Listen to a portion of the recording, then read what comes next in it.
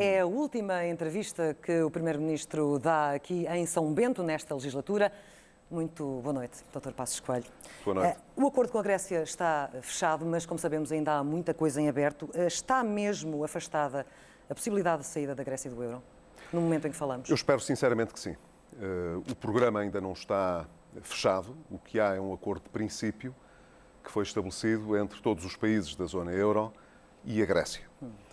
O primeiro-ministro grego comprometeu-se, junto do Parlamento grego e do seu governo, em aceitar aquele compromisso. E essa é a maior incógnita, e os países, neste momento? Não sei se é a maior incógnita. Nós sabemos que há dificuldades políticas, evidentemente, na Grécia, mas eu confio que o compromisso que o primeiro-ministro grego assumiu perante todos nós, que será cumprido, ou pelo menos que ele se baterá por cumprir esse compromisso. E o mesmo se aplica aos outros chefes de governo que têm os seus parlamentos, onde este pedido, digamos, de negociação para um terceiro programa de apoio financeiro e económico à Grécia terá de ser validado e, portanto... Mas, como sabemos, é uma execução muito difícil.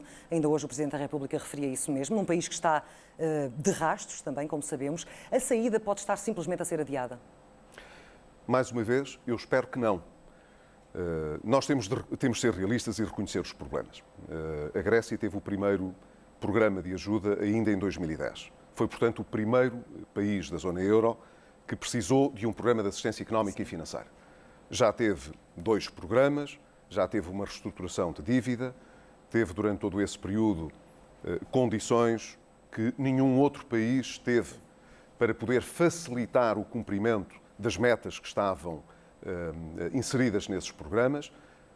Durante todo esse período conheceu 4 governos e 4 primeiros-ministros. Portanto, a situação não é simples. E agravou-se sensivelmente nos últimos meses.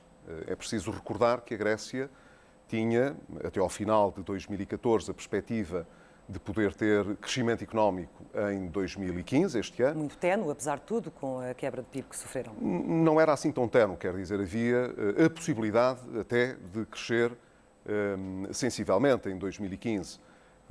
A Grécia tinha conseguido uma primeira emissão em mercado, portanto, em mercados financeiros ainda o ano passado, que era um bom indício de que poderia estar a recuperar. O emprego tinha crescido um bocadinho, o desemprego tinha descido um bocadinho. Havia a perspectiva também de um excedente primário, quer dizer, de bons resultados orçamentais este ano. E durante todos estes meses a situação foi-se deteriorando. E foi-se deteriorando de tal maneira que há cerca de 3, 4 semanas, quando estávamos a discutir uma possível extensão do segundo programa à Grécia até ao final deste ano, com a transferência de cerca de 20 mil milhões de euros, agora o que estamos a discutir é um programa há 3 anos que vale, ou poderá valer, até 86 mil milhões de euros. Mas portanto, a situação agravou-se significativamente. Sobretudo até por uma questão de confiança, ou melhor dizendo, de desconfiança em relação a este governo. E o que se passou este fim de semana na cimeira dos líderes, também no Eurogrupo, foi de facto de grande pressão. E a posição de Portugal em relação, não só ao que aconteceu este fim de semana, mas sobretudo em relação ao que aconteceu este fim de semana, o Sr. Primeiro-Ministro podia dizer que Portugal era um dos que admitia que a saída da zona euro, enfim, podíamos viver bem com isso? A saída da Grécia da zona euro seria sempre um facto de consequências pouco previsíveis. Eu tive a ocasião de dizer publicamente que, se isso viesse a acontecer, Portugal não seria apanhado desprevenido no meio de uma tempestade perfeita, no meio de instabilidade nos mercados financeiros, porque nós tivemos uma política prudente do ponto de vista do Tesouro para fazer face a circunstâncias de maior incerteza ou de maior volatilidade dos mercados. E hoje o seu discurso mantém-se ou agravou-se? Não mantém-se, quer dizer, nós não seríamos apanhados de surpresa. Mas ninguém sabe, em bom rigor, porque isso nunca aconteceu, o que é que poderia representar do ponto de vista político e a médio e longo prazo, do ponto de vista económico, a saída de um país da zona euro. Portanto, nós durante todo este período, em particular desde que eu sou Primeiro-Ministro, tivemos sempre um cuidado muito grande em não alimentar especulações sobre a saída da Grécia da zona euro, antes, pelo contrário, procurando sempre criar condições para que a Grécia pudesse cumprir O senhor não estava preparado este fim de semana para assinar aquele documento de um Grexit, mesmo que temporário? Repare, duas coisas, já agora, para depois uma não ficar esquecida. Em 2012, eu já era Primeiro-Ministro e a Grécia precisou de um segundo programa de assistência. E nessa altura, todos os países europeus, mas em particular aqui os países que ainda estavam sob programa, era o caso da Irlanda e de Portugal, aceitaram dar à Grécia condições que eles próprios não tinham. Quer dizer, nós estávamos a aplicar programas de assistência que eram bastante rigorosos, como toda a gente tem noção, e mesmo assim admitimos que a Grécia tivesse condições que nenhum de nós, nem a Irlanda, nem Portugal, tiveram. Por exemplo, a Grécia, durante 10 anos, não paga sequer juros dos empréstimos europeus. Tiveram direito a um prolongamento dos pagamentos muito significativo. Tudo isso não se aplicou em concreto a Portugal e à Irlanda. Isto serve para dizer que Portugal, como a Irlanda, tiveram sempre, durante todo este período, uma atitude muito compreensiva e colaborativa, justamente porque não queríamos passar por um período de instabilidade, maiormente enquanto estávamos durante a assistência externa, que pudesse pôr em dúvida a nossa capacidade para fechar esses programas. Mas no fim de semana estava ou não disposto a assinar esse documento? Neste fim de semana, os ministros das Finanças, quando discutiram os termos em torno dos quais poderia ser feito um compromisso com o governo grego, tiveram de colocar a hipótese desse compromisso poder não ser alcançado. Sim. E se esse compromisso não fosse alcançado, dadas as condições extremas que se estão a viver na Grécia, que são realmente muito, muito difíceis para o povo grego, a ausência de um acordo obrigaria, não era uma decisão da Europa, compreende? Seria a consequência natural de um não acordo a Grécia ter de emitir uma moeda própria para poder proceder a pagamentos. Nós não podemos deixar... Mas vai desculpar-me, mas vimos a posição, por exemplo, da França, de Itália, que não se renderam a essa evidência. Eu peço desculpa, Portugal não se pôs logo assim. do lado desses parceiros europeus? Deixe-me dizer, não é assim. Isso não corresponde àquilo que se passou nos últimos meses, nem nas últimas semanas. Houve sempre uma unanimidade dentro do Eurogrupo. Portanto, já está a ver a Clara de Sousa que não houve aqui Mas houve uma clara divisão no último fim de semana. Não houve nuances importantes. Também não me parece. Se tivesse havido, não tinha havido unanimidade no acordo que foi estabelecido. Sim, mas ele foi unânime. Ouvimos da parte da França pôr-se perfeitamente contra qualquer tipo de Grexit, mesmo que temporário. Portanto, assumiu uma posição de maior força, ao contrário, por exemplo, daquela da Alemanha. Repare, a posição que a Alemanha assumiu nesta matéria, é preciso ter em conta, não era uma posição de ameaça à Grécia. Era uma questão de discutir todas as possibilidades com o governo grego. As posições do ministro Schäuble dão-lhe essa garantia? O governo grego poderia ter interesse, durante algum tempo, em colocar-se fora das regras do euro para poder aplicar uma política económica diferente que as regras do euro não consentem. Se não tivesse havido um acordo, nós teríamos de preparar um cenário desse tipo. E, portanto, estava disposto a assinar esse documento? Se isso, não é assinar um documento, não se trata disso, eu volto a insistir. Se não houvesse um acordo, todos nós nos teríamos de preparar para essa inevitabilidade, que é uma coisa completamente diferente. Repare apenas nisto para as pessoas que nos estão a ouvir poderem compreender o desencadear de acontecimentos. Se um acordo não vier a ser obtido, e eu julgo que vai ser obtido, porque o de princípio já está consagrado, agora é preciso formalizar, digamos, após a negociação, o verdadeiro programa de assistência económica e financeira. E se o Parlamento grego não aprovar? Mas se isso não acontecesse, sim, o Banco Central Europeu estaria impedido, estatutariamente, de ceder mais liquidez aos bancos gregos. Agora, repara, Clara de Sousa, o que é que significa isto? Significa, na prática, que deixaria de haver circulação monetária na Grécia. O que é que um Estado, na ausência de moeda, pode fazer se não criar uma moeda alternativa para poder pagar o que são salários, pensões, fornecedores e por aí fora? Seria uma inevitabilidade. Portanto, se não chegássemos a um acordo, teríamos, inevitavelmente, de acordar com o governo grego, termos de ajuda para que ele tomasse medidas que lhe permitissem, então, criar uma moeda alternativa e gerir a situação económica e financeira na Grécia. Isso não poderia ser de outra maneira, percebe? Mas acho que não vale a pena ficarmos presos nisso, porque eu estou muito persuadido fez ontem questão de dizer que esse cenário foi evitado. Sim, que tinha sido feita uma medida sua que tinha feito a diferença. Já hoje ouvimos António Costa a dizer que este governo, ou pelo menos que tinha sido possível assinar e chegar a acordo, porque o Sr. Primeiro-Ministro tinha a tal medida que permitia encontrar uma solução, e aquilo que ouvimos ontem, e acho que o país ficou bem esclarecido em relação a isso, mas também ficou a pensar porque é que sentiu necessidade de o dizer, se foi em resposta, por exemplo, ao Partido Socialista, que o acusou ao longo de todo este tempo de ser o campeão dos obstáculos à Grécia. Não, foi em resposta a uma colega sua. Quer dizer, eu por acaso não destaquei essa questão na comunicação que fiz de balanço do Conselho Europeu, mas houve uma colega sua, jornalista, que me perguntou objetivamente qual foi a posição que Portugal adotou durante esta discussão. O que é que Portugal fez, o governo português fez durante as negociações? E eu disse, olha, o país disse isto, enfim, por outras palavras, mas o conteúdo era este. Nós tivemos sempre uma postura muito construtiva para poder ajudar a criar um acordo para manter a Grécia dentro da zona euro e, por acaso, relativamente à solução que foi adotada para desbloquear o último problema que se manteve até ao fim da nossa reunião, até teve origem numa sugestão que eu fiz relativamente ao fundo de privatizações.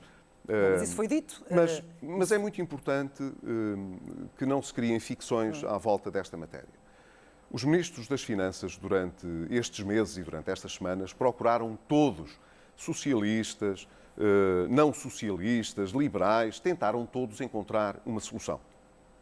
E quando chegámos à reunião do Conselho da Cimeira da Zona Euro, que junta, portanto, os governos, os chefes de governo apenas dos países da zona do euro, havia, digamos, um texto base que era comum a todos, os ministros das Finanças, nomeadamente ao Ministro das Finanças grego, e depois havia exigências que a Grécia estava a fazer e que não eram aceites pelo conjunto dos ministros da zona euro, excluindo a Grécia, e havia questões colocadas por alguns Estados, Portugal não colocou nenhuma condição nessa matéria, mas havia governos que tinham colocado algumas questões que queriam que a Grécia esclarecesse. E foi isso que se conseguiu ultrapassar, essa divergência de opiniões que se conseguiu ultrapassar na Cimeira da Zona Euro, e ainda bem. Julgo que é conhecido que quer a chanceler alemã, quer o presidente francês, tiveram um papel particularmente ativo, juntamente com o presidente do Conselho Europeu, na preparação das condições que levaram, junto do primeiro-ministro grego, a uma aceitação do resultado final, e isso merece ser louvado, mas nós tivemos uma posição de muito apoio a esses trabalhos. Vamos ver como é que a Grécia vai resolver isso. Temos de mudar de tema, porque o tempo voa. O PSD vai continuar a tentar colar o PS ao Siriza, como já tem acontecido? Não. Nós não colamos nada. Para mostrar que é um regresso ao passado, que é uma irresponsabilidade, zigue-zagues, desorientação política, foi alguns dos adjetivos que temos ouvido nos últimos tempos. Não, o Governo não tem colocado nenhum rótulo ao Partido Socialista. Nós temos constatado que o Partido Socialista tem vindo a mudar muitas vezes de opinião sobre o que se está a passar na Grécia, sobre a estratégia do governo grego, sobre o que é que significou a vitória do Siriza nessas eleições. O Partido Socialista é que tem tido, digamos, uma posição que não tem sido linear nessa matéria. Mas no modelo que tem para o país? No modelo que tem para o país, o Partido Socialista apareceu com um programa eleitoral que marca, em primeiro lugar, um objetivo para os próximos anos em matéria de política económica que não nos parece realista. Eu já tive a ocasião de dizer isso. No essencial, o Partido Socialista tem defendido que a recuperação económica do país possa ser liderada pelo consumo interno e, portanto, sim, mas o próprio PSD também defende, ou a coligação também defende, que é necessário mais crescimento para criar mais emprego, devolver o dinheiro às pessoas para ter poder de compra. Se não leva a mal, há uma pequena diferença, não é? Que nós já estamos a crescer.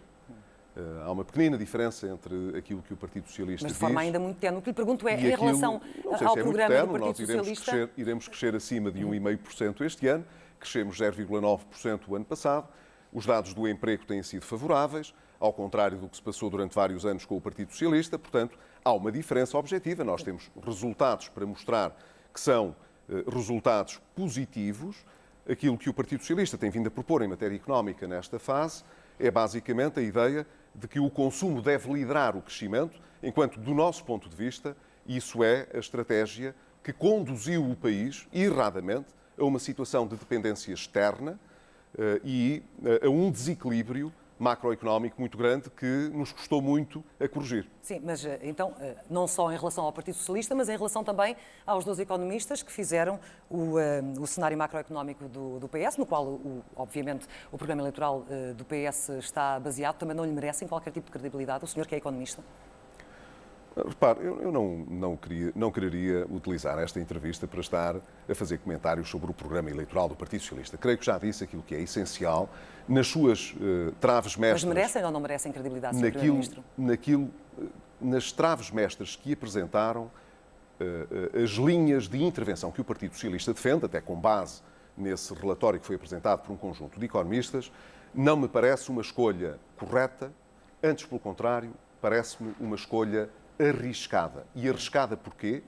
Porque dizer aos trabalhadores que vão descontar menos para a segurança social por contrapartida de pensões mais baixas que vão ter no futuro, para poder ter mais dinheiro para gastar hoje, porque o que é importante para criar emprego e fazer a economia crescer é pôr as pessoas a gastar mais dinheiro, eu direi, essa é uma estratégia que eu considero arriscada e, sobretudo, que já provou no passado ser uma estratégia que conduz o país a desequilíbrio externo e à não criação de condições para uma riqueza que possa aparecer, um crescimento que possa aparecer sustentadamente. Isso aconteceu em 2009, embora com fins eleitoralistas, aumentaram-se os salários dos funcionários públicos, baixaram-se os impostos, portanto, deu-se mais dinheiro às pessoas para gastar. E isso foi, como se recorda, sol de pouca dura, porque o que se teve de fazer a seguir foi fazer tudo ao contrário, cortar tudo, contrair a economia, no fundo, porque se tinha sido imprudente. Nós não podemos ser imprudentes nesta fase. Então vamos falar daquilo que pretende fazer, apesar de ainda não termos um programa eleitoral da coligação. Não sei se ele não existe ainda por haver ou não algum tipo de divisão entre o PSD e o CDS em algumas matérias. Não há nenhuma divisão.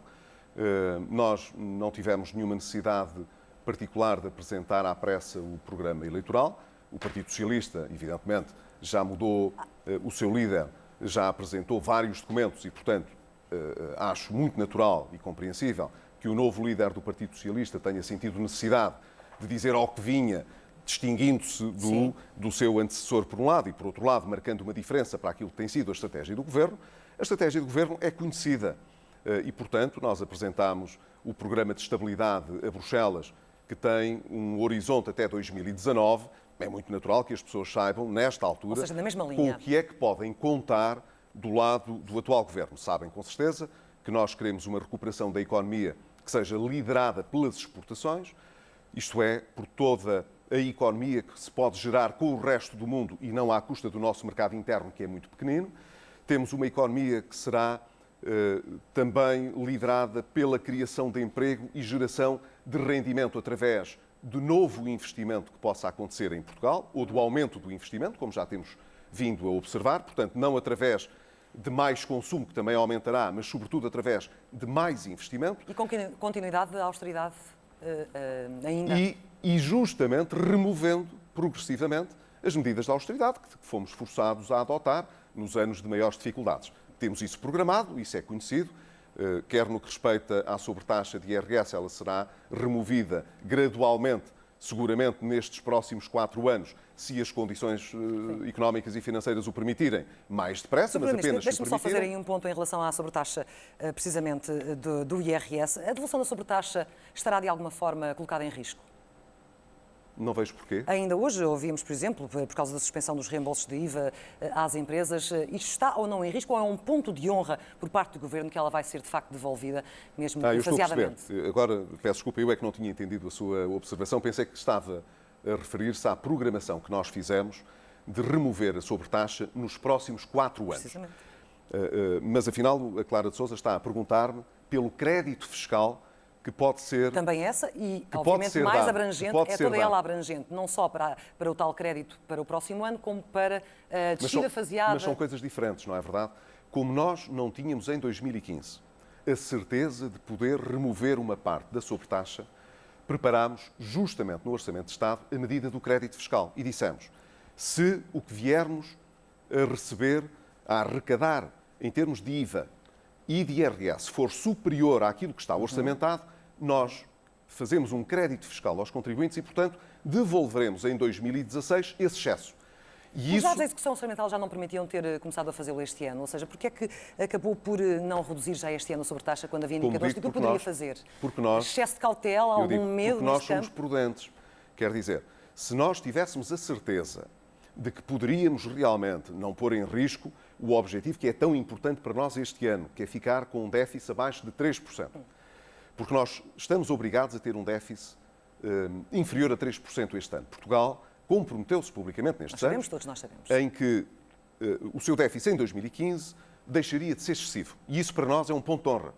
Portanto, como não tínhamos a certeza de que tivéssemos margem para poder devolver uma parte da sobretaxa, é que fizemos uma coisa que eu julgo que é correta, que é, se isso vier a acontecer, quer dizer, se tivermos mais receitas em resultado do facto da economia crescer mais do que nós estamos à espera, de o combate à evasão fiscal ser ainda mais bem sucedido, nós então devolveremos em 2016 esse excesso. E é isso que vai acontecer. E poderá haver mais moderação fiscal além desta descida ou desta redução? A moderação fiscal nos próximos anos, a menos, como digo, que as coisas nos possam correr melhor, e se nos correrem melhor, tanto melhor, poderemos ir mais longe, mas eu julgo que com prudência podemos dizer que removeremos a sobretaxa nos próximos 4 anos, removeremos os cortes na administração pública nos próximos 4 anos também, e, portanto, deixará de haver qualquer corte a esse nível. Relativamente aos pensionistas, esse corte já não está sequer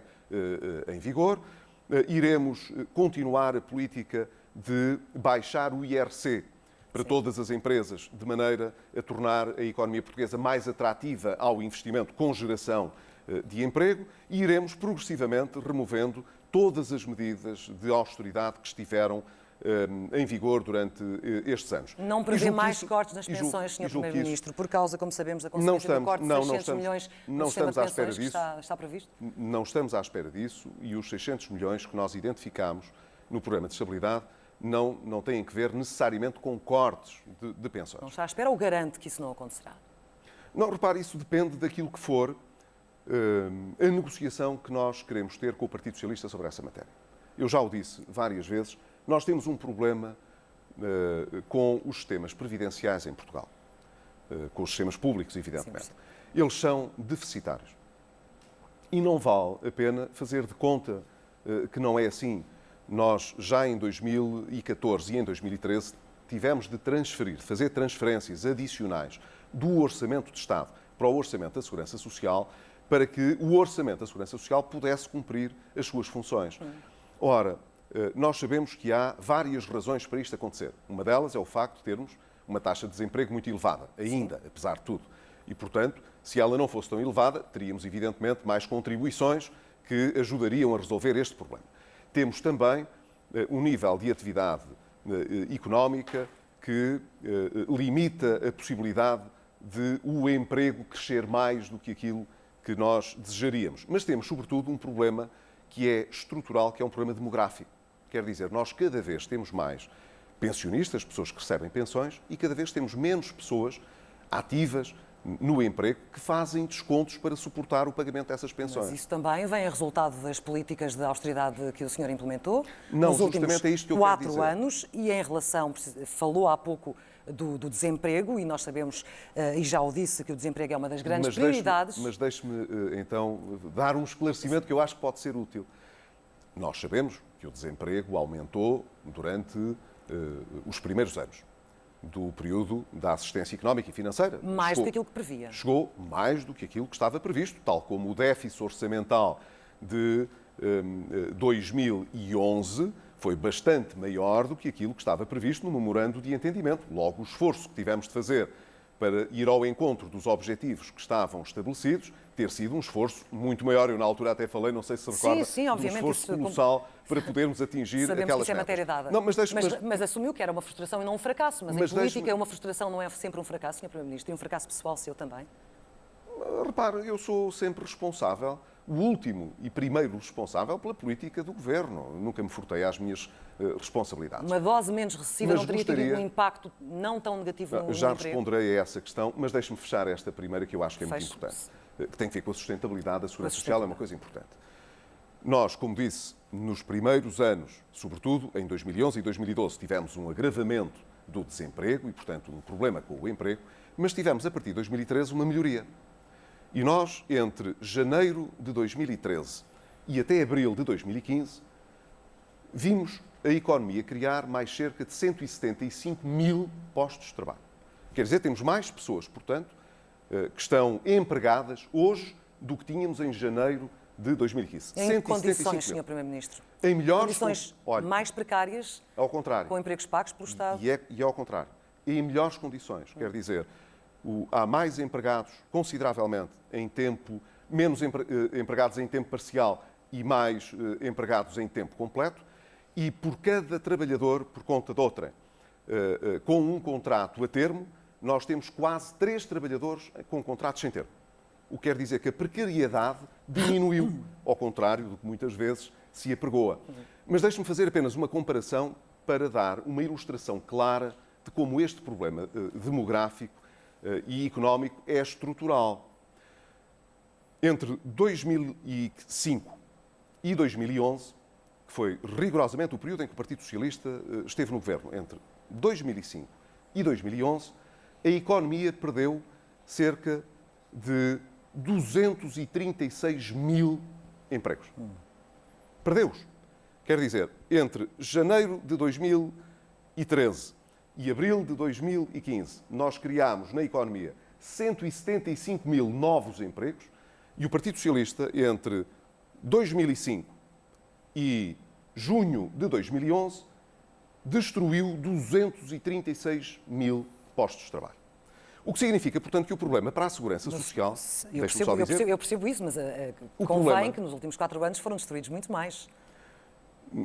Mas agora convém que aos olhos do cidadão português que sentiu na pele, que caiu no tal abismo, usando a sua expressão, que esteve tão perto. Deixe-me dizer. Certamente olha para si e ouve-o a falar e de repente pensa que está a viver num país que não é aquele em que eles vivem. Mas deixe-me aproveitar a sua pergunta mesmo para ilustrar. A taxa de desemprego em 2005, quando o Partido Socialista chegou ao governo, era de 7,5%. Sim.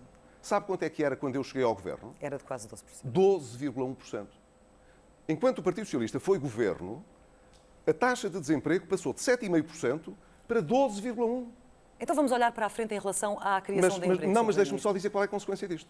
A consequência disto, portanto, é que estruturalmente nós tivemos menos empregos e, portanto, menos contribuições para a segurança social, mas tivemos também, do ponto de vista económico, um modelo de desenvolvimento que produziu resultados errados, com mais destruição de emprego do que aqueles que nós fomos capazes de criar com um novo modelo económico. Ora, eu acredito, portanto, que do ponto de vista do modelo económico, aquele que nós temos vindo a defender e a executar e que será prioritário e estratégico para os próximos 4 anos, conduzirá, portanto, a melhores resultados ainda e estou bastante confiante quanto a isso.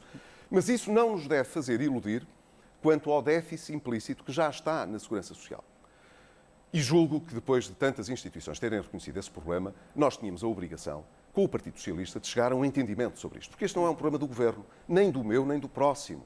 É um problema, do país e não só de Portugal, como sabemos, de vários outros países, nomeadamente Mas em Portugal na União tem-se Europeia. acentuado de forma dramática. Portanto, eu espero, sinceramente, primeiro, que o Partido Socialista, já que o não quis fazer até às eleições, que depois das eleições aceite fazer a reforma da segurança social. E passa por plafonamentos dos novos e não dos atuais, segundo passar por várias coisas. O senhor disse recentemente? Pode passar por várias coisas. Mas uma vez que nós estamos firmemente disponíveis para poder ter um consenso alargado na sociedade portuguesa sobre essa reforma, até para ela poder ser duradoura, não quero estar a fechar os termos da reforma, prefiro falar dos seus princípios do que estar a falar dos termos. Porquê?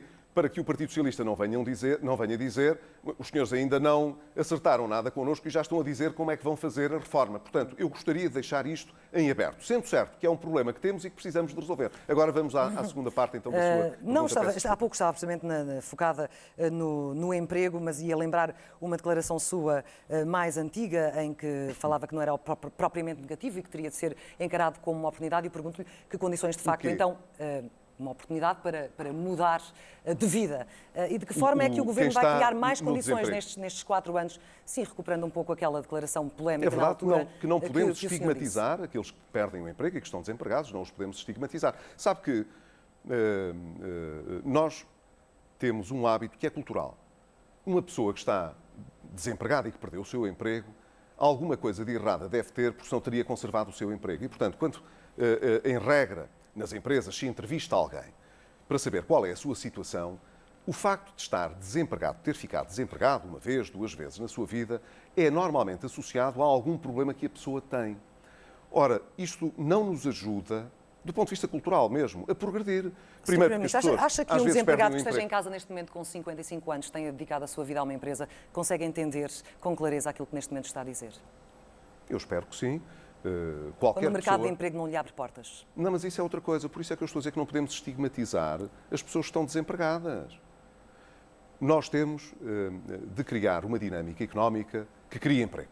Se isso não acontecer, estaremos sempre a ficar, em primeiro lugar, com um problema sério ao nível daquilo que é a realização da sociedade, uma sociedade que tem um nível de desemprego muito elevado. Não pode ser uma sociedade desenvolvida, não pode ser uma sociedade progressista. Por outro lado, está a desperdiçar recursos. Portanto, o nosso objetivo, e julgo que o objetivo de qualquer governo, é o de poder contribuir para a criação de emprego de uma forma estrutural o mais positivamente possível. Mas uma coisa é querer, outra coisa é conseguir. Outra coisa é conseguir fazer. Sr. Primeiro-Ministro, no debate do Estado sobre o Estado da Nação... Já houve primeiros-ministros que fizeram até campanha a prometer criar 150 mil novos postos de trabalho. Eu tenho a convicção de que não é o Estado que cria os empregos. E já o disse várias vezes. Mas a política económica que nós prosseguimos pode ser muito relevante para criar um maior dinamismo económico, para atrair mais investimento, porque é daí que virá o novo emprego. Sr. Primeiro-Ministro, no debate sobre o Estado da Nação, o senhor foi reiteradamente acusado de ser mentiroso, de ser mentiroso, por ter conquistado um mandato baseado em mentiras, e o senhor, obviamente, mostrou que não tinha gostado dessa abordagem, mas fora do combate político, uma sondagem recente da Católica, que certamente terá visto, a palavra escolhida para o definir pela maioria das pessoas foi precisamente essa palavra. E usando aquilo que disse recentemente a ministra Assunção Cristas, acha que até às eleições tem tempo de fazer as pazes com o país? Em relação a isso que se colou à sua pele. Eu digo-lhe o que penso. Os anos que vivemos foram anos de grandes dificuldades.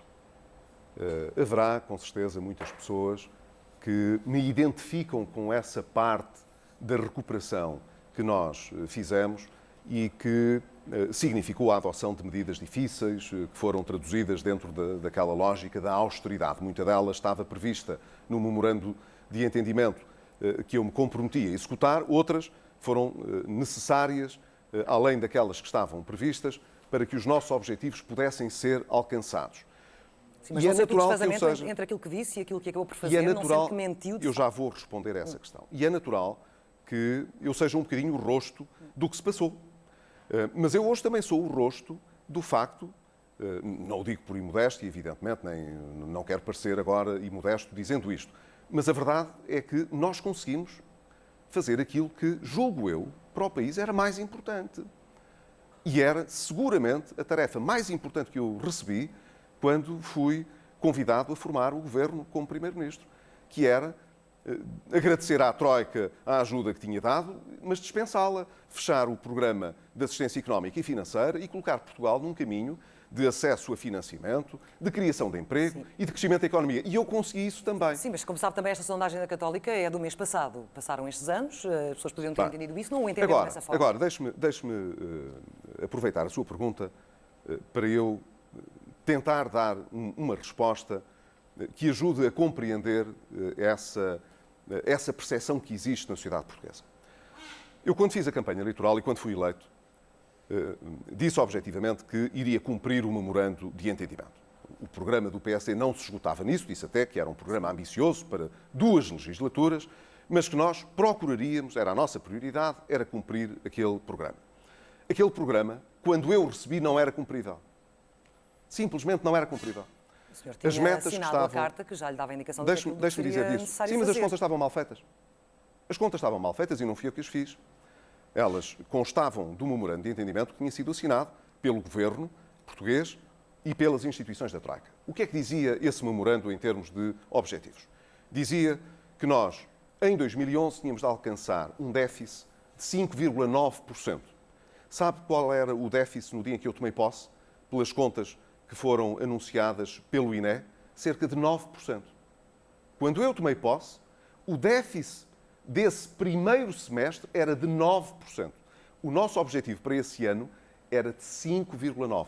A perspectiva que estava associada ao memorando de entendimento era que nós partiríamos, em 2010, de uma base de um déficit que poderia rondar entre os 7,5% e os 8%. Sabe quanto foi o déficit de 2010? Viemos a saber depois, 10%. Sabe o que é que se pedia a Portugal? Que passasse de um déficit não de 7,5% ou 8%, mas de 10% para um déficit de 5,9%. Quer dizer, portanto, acha uma injustiça chamarem-lhe mentiroso? Nós teríamos de fazer um processo de consolidação orçamental correspondente a 4 pontos percentuais do PIB. Sabe quanto é que a Irlanda tinha de alcançar no mesmo ano? 0,1. Sente-se injustiçado com esse epíteto? Por tudo aquilo que ele disse, até para fecharmos esta parte, para concluir. Eu, nessa altura, só tinha uma de duas escolhas para fazer. Não tinha uma terceira, só tinha uma de duas. Ou dizia, vamos anunciar que este programa não é cumprível e, portanto, antes sequer de o começarmos a executar, vamos requerer um segundo programa e a minha profunda convicção é que estaríamos hoje como estava a Grécia. Sim. Ou vamos dar tudo por tudo, diga-se o que se disser sobre o que eu disse na campanha eleitoral, diga-se o que se disser sobre aquilo que eram as medidas que estavam inicialmente no memorando de entendimento, e o anterior Primeiro-Ministro só disse o que não estava lá, não disse o que estava lá, e vamos procurar alterar estas condições. E foi o que fizemos. E se não tivéssemos feito isso, então pode ter a certeza, ainda a Troika estava cá e nós provavelmente estávamos com o mesmo tipo de dificuldades com que a Grécia está hoje. E não estamos, porque nessa altura a decisão fundamental e determinada foi tomada, que era a de tornar um programa que não era cumprível num programa que fechasse e de que nos pudéssemos ver livres. Sr. Primeiro-Ministro, preocupa neste momento uma situação de pântano eleitoral. Não há nenhuma sondagem que dê a maioria absoluta nem ao PS, nem à coligação. Nós sabemos que os portugueses querem uma solução estável. A nível europeu, obviamente, também é necessária uma solução estável. De que forma é que poderá encontrar uma solução credível se vencer as eleições, sem cair nesse pântano? Eu procurei criar condições políticas para ter uma solução credível do ponto de vista eleitoral também. O Governo representou, durante estes anos, a garantia da estabilidade política para que o mandato fosse cumprido e o memorando de entendimento fosse encerrado. E isto é muito importante, não só porque vivemos essas circunstâncias excepcionais, mas, Clara de Sousa, ainda mais porque estávamos sob assistência externa. Num país em que nunca um governo de coligação tinha cumprido um mandato até ao fim. E nós cumprimos o nosso mandato e isso foi muito importante. As pessoas hoje, quando olham para a coligação, sabem que a coligação, apesar de todas as tensões, de todos os problemas que vivemos, e eles são reais, nós conseguimos sempre pôr o interesse do país primeiro e ter condições políticas para fazer o que era preciso. Mas isso significa o quê de não conseguir uma maioria, a não ser uma maioria simples? Significa, portanto, que nós oferecemos, entre PSD e CDS-PP, uma possibilidade de ter uma maioria estável para o país, se o país quiser. O Partido Socialista, em contrário... Com o Partido Socialista? O Partido Socialista, pelo contrário, que está a candidatar-se, não se está a candidatar connosco, em coligação connosco, está a candidatar-se contra nós. O Partido Socialista não tem hoje nenhuma perspectiva de fazer nenhuma coligação à esquerda. E diz que rejeita qualquer coligação à direita. Mas a verdade é que a coligação, tal como ela é oferecida aos portugueses neste momento, não vale uma governação estável naquilo que é necessário no atual contexto. Mas diga-me uma coisa, a senhora... Como é que pensa depois fazer parte da solução ou fazer parte do problema? A senhora jornalista Clara de Sousa acha que nós temos por garantido que o Partido Socialista vai ganhar as eleições? Não estou a dizer isso. Eu estou a falar de que as sondagens neste momento não dão maioria absoluta nem a um nem a outro. Não necessita de uma maioria absoluta para governar com estabilidade. Clara de Sousa, deixe-me dizer, aqui há um ano atrás ninguém diria que os partidos que formam a coligação do governo pudessem hoje ter a perspectiva de poder vir a ganhar as eleições. Há um ano atrás ninguém tinha essa perspectiva. O Partido Socialista tinha acabado de sair de uma eleição para o Parlamento Europeu que considerou que não era suficientemente boa para as suas perspectivas de futuro, que conduziu à mudança do seu líder, mas a verdade é que a expectativa que existia, sabe o que diziam as sondagens nessa altura? Quem é que vai ganhar as próximas eleições? 80% das pessoas diziam o Partido Socialista. Sr. Primeiro-Ministro, eu estive a ver as E isso sondagens na hoje não altura acontece. e o PSD na altura tinha de facto uma ótima dinâmica de vitória e o que é... Há um ano? Não estou a dizer há 4 anos, nas últimas eleições. Neste momento ela não existe. Se o senhor não vencer as eleições, demite-se? Eu não vou fazer nenhum cenário pós-eleitoral porque estou absolutamente comprometido no resultado destas eleições. E estou comprometido com um cenário que possa ser estável para Portugal. E, portanto, digo com clareza uma coisa que julgo que já disse numa outra entrevista e que é esta. É muito importante para Portugal que haja estabilidade política nos próximos 4 anos. Eu dei tudo o que podia para oferecer aos portugueses uma solução política de estabilidade. Julgo que quem ganhar as eleições deve procurar ganhá-las com uma maioria absoluta. Seja a coligação que eu lidero, seja o Partido Socialista. É preferível que haja um ganhador inequívoco nas eleições.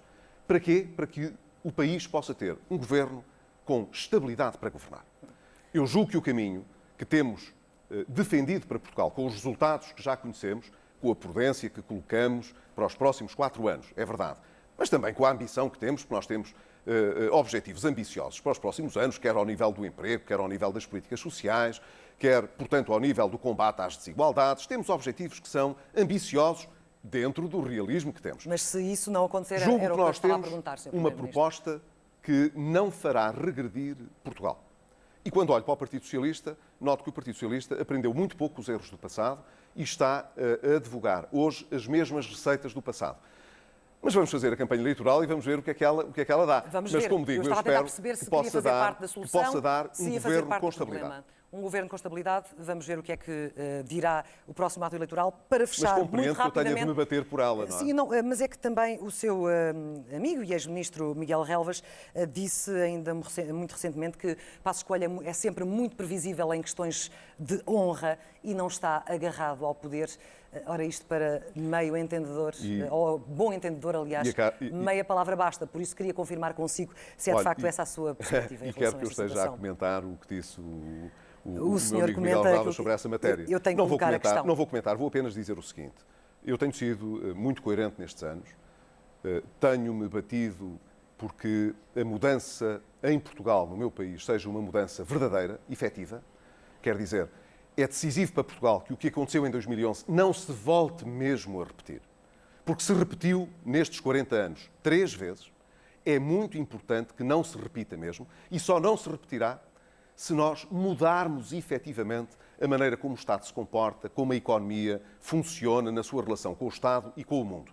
E eu tenho promovido essa mudança. Está nas mãos dos portugueses, evidente, hoje, fazer dessa mudança uma mudança perene ou poder arriscar de outra maneira. Ainda uma nota final. Mas que eu sou previsível, eu nunca troquei medidas que tivesse de tomar para ganhar eleições que pudessem pôr em causa a recuperação económica que estamos a fazer. E, portanto, não estou hoje numa postura do é preciso ganhar, custe o que custar. É importante que ganhar possa, para Portugal, representar um caminho seguro, estável, de recuperação, que não traga o risco de voltarmos às mesmas causas dos problemas que tivemos no passado. Sr. Primeiro-Ministro, para terminar, e muito rapidamente, num cenário, eu sei que não quero ainda falar muito das presidenciais, mas quero apenas colocar-lhe este cenário. Não vou falar nada. Num cenário em que o PSD veja avançar 3 dos seus atuais putativos candidatos, no caso Rui Rio, Marcelo Rebelo de Sousa e Pedro Santana Lopes, o partido poderá ver-se numa situação de ter 3 militantes, 2 deles ex-presidentes, e não ter de apoiar oficialmente nenhum, dando essa escolha Eu falarei sobre a questão das presidenciais depois das eleições. Este é um cenário possível ou não é possível? Não vou confundir o discurso político e não vou trazer hoje para a discussão uma coisa que se colocará para janeiro do próximo ano, depois dos portugueses fazerem a escolha. Nem o facto de Marco António governo. Costa se ter reunido com o Rui Rio na semana passada, quando estava no Parlamento? Não, independentemente de todos os factos. Não indicia que já é uma escolha? Nós não iremos fazer nenhuma escolha daqui até lá. E eu não irei perder um segundo a falar sobre eleições presidenciais daqui até às eleições legislativas. Sr. Primeiro-Ministro, muito obrigado por Obrigado nos ter eu também, Clara de Sousa. aqui na sua residência oficial. Foi a entrevista ao Primeiro-Ministro, Pedro Passos Coelho. Estamos a 2 meses e meio das legislativas.